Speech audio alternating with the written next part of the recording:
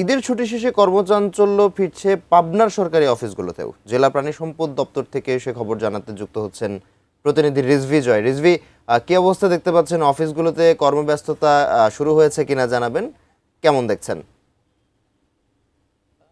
মাহফিজ, ঈদের পর আসলে আজকে প্রথম কর্মদিবস এবং সেই কর্মদিবসের শুরুতেই কিন্তু বিশেষ করে জরুরি সেবা প্রদানের যে অফিসগুলো রয়েছে সেগুলোতে কিন্তু কর্মচাঞ্চল্য ফিরেছে। ইতিমধ্যে আমরা প্রাণী সম্পদ দপ্তরে রয়েছি, সেখানে কিন্তু সকালে 9টার আগে থেকে এখানে কিন্তু যারা যাদের পশুগুলো, গৃহপালিত পশুগুলো অসুস্থ ছিল সেগুলো নিয়ে কিন্তু ভুক্তভোগীরা এখানে এসে ভিড় জমিয়েছিলেন এবং সকাল 9টা থেকে কিন্তু কার্যক্রম শুরু হয়েছে এবং এখানে যারা চিকিৎসক রয়েছেন তারা কিন্তু ঠিক সময় মতোই অফিসে এসে এবং তাদের এই যেই পশু নিয়ে ভুক্তভোগী যারা রয়েছেন তাদের প্রয়োজনীয় সেবা এবং ওষুধ প্রদান করেছেন।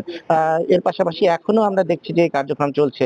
এছাড়া পাবনার অন্যান্য যে সরকারি দপ্তরগুলো যেগুলো যেমন সড়ক ভবন, গণপূর্ত অধিদপ্তর, জেলা প্রশাসন, উপজেলা প্রশাসন এবং যেই ব্যাংকগুলো রয়েছে সবগুলোতে কিন্তু আসলে কর্মচাঞ্চল্য ফিরেছে। বিশেষ করে ব্যাংক এবং বাণিজ্যিক সেবার প্রতিষ্ঠানগুলোতে কিন্তু কর্মচাঞ্চল্য অনেক বেশি।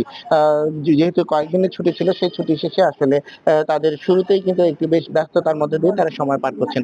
তবে দূরবর্তী এলাকায় যাদের বাড়ি তারা কিন্তু মাঝখানে যেহেতু দুদিনের ছুটি রয়েছে, তো সে কারণে অনেকে ঐচ্ছিক ছুটি নিয়েছেন। সেই ছুটিকে নিয়ে পরিবারের সাথে একটু সময় কাটানো, সেই বিষয়ে কিছুটা কোনো জায়গায় একটু ছাড় দিয়েছেন দপ্তর প্রধানরা।